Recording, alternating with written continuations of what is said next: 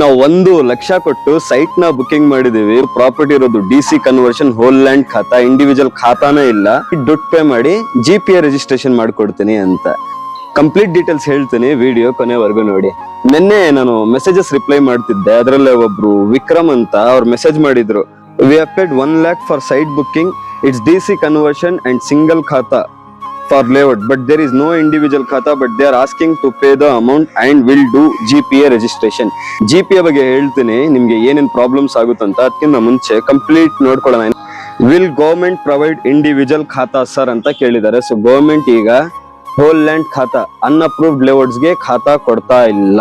Customer ಏನ್ ಹೇಳಿದಾರೆ ಅಂದ್ರೆ, ನಾವು ಆಲ್ರೆಡಿ ಪೇ ಮಾಡಿದೀವಿ, ಖಾತಾ ಬರುತ್ತೆ ಅಂತ ಎಕ್ಸ್ಪೆಕ್ಟ್ ಮಾಡಕ್ ಹೋಗ್ಬೇಡಿ. ಯಾಕಂತ ಹೇಳಿದ್ರೆ, ಈಗ ನಾವು ನಮ್ ಕಣ್ಣಿಂದ ನೋಡಿದೀವಿ, ಒಂದ್ ಪ್ರಾಪರ್ಟಿ ಇತ್ತು, ಒಂದ್ ಲೇಔಟ್ ಇತ್ತು, ಅದು DC ಕನ್ವರ್ಷನ್ ಹೋಲ್ ಲ್ಯಾಂಡ್ ಖಾತಾ ಇತ್ತು.